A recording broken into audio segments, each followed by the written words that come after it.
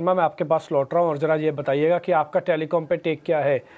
Bharti Airtel और Vodafone idea, साथ ही जियो, अभी एमटीएनएल भी है। अब ये डुओपोली नहीं, अभी है, चल रहे हैं 4 शेयर, दो मुश्किल में है बट जिंदा अभी भी।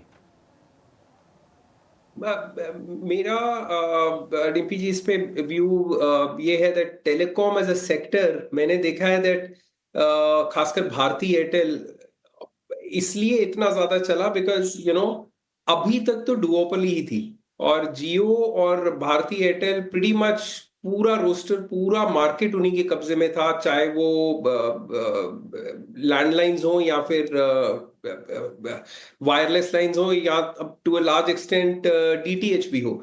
अब ये स्टारलिंक के आने से आई थिंक अगर आप एग्जाम्पल देखें, जैसे ब्राजील का एग्जाम्पल देखें, वहां पे टेलीकॉम कंपनीज का बहुत बुरा हाल हुआ पिछले 2 साल में स्टारलिंक के आने के बाद। Because once you have satellite enable internet है तो ये एकदम फाइबर ग्रेवयार्ड बन जाएगा। जो तारें डाली हुई हैं, जो एयरटेल ने इतना पैसा खर्ची और अभी भी आप देखें उसका उनको पूरा फायदा मिला नहीं है।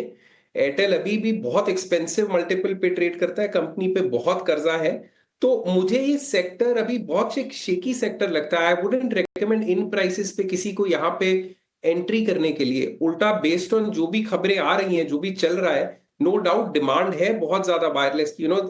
It's the fuel of the coming century as they say, जो डेटा है। बट लिटरली जब कोई चीज फ्री होने की कगार पे हो, it's just a matter of time. एक बार स्टारलिंक आ गया इंडिया में तो it's just one step in the door. उसके बाद क्या होगा इस सेक्टर में, काफी उठापटक हो सकती है। तो मैं फंडामेंटली इस सेक्टर के बहुत ज्यादा फेवर में नहीं हूं, क्योंकि कोई भी सेक्टर जहां टेक्नोलॉजी के चेंजेस से कंपनी का पूरा फंडामेंटल बदल जाए, वो हमेशा एक रिस्की बेट रहेगा। और वैसे ही अगर आप देखें, जियो और एयरटेल बहुत ही एक्सपेंसिव वैल्यूएशंस पे ट्रेड कर रहे हैं। वोडाफोन आइडिया कंपनी ने खुद कहा कि हम अपनी कंपनी फ्री में सरकार को देने को तैयार है।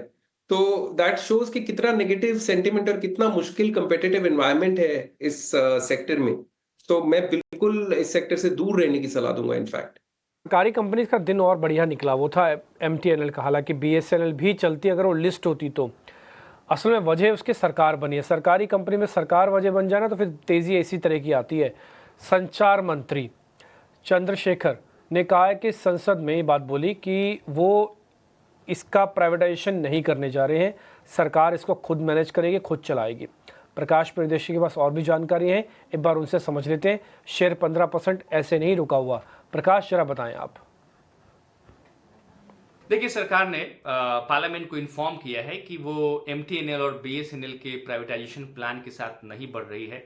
इनफैक्ट रिवाइवल प्लान के साथ आगे बढ़ रही है और इसके पीछे की कई वजहें हैं।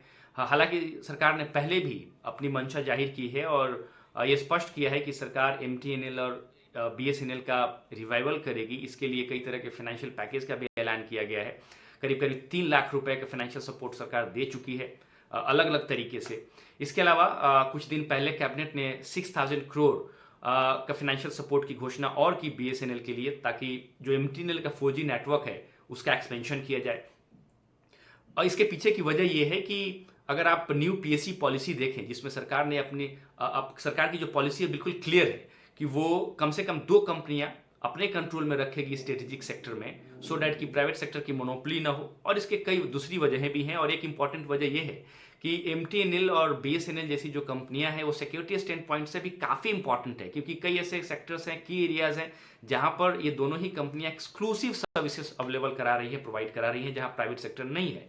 इस बात को भी ध्यान में रखते हुए सरकार के लिए इंपॉर्टेंट है कि इन कंपनीज को फाइनेंशियली वायबल बनाया जाए, इनको अपने कंट्रोल में रखा जाए। और इसलिए सरकार ने ये मंशा जाहिर की है, पार्लियामेंट को इन्फॉर्म किया है कि प्राइवेटाइजेशन का मंशा नहीं है इस वक्त, बल्कि रिवाइवल प्लान पर सरकार फोकस कर रही है। तो ये काफी इंपॉर्टेंट डेवलपमेंट है सरकार के सिक्योरिटी स्टैंड पॉइंट से, और साथ ही साथ प्राइवेट सेक्टर की मोनोपोली न हो स्ट्रेटेजिक सेक्टर में, इस बात को ध्यान में रखते हुए।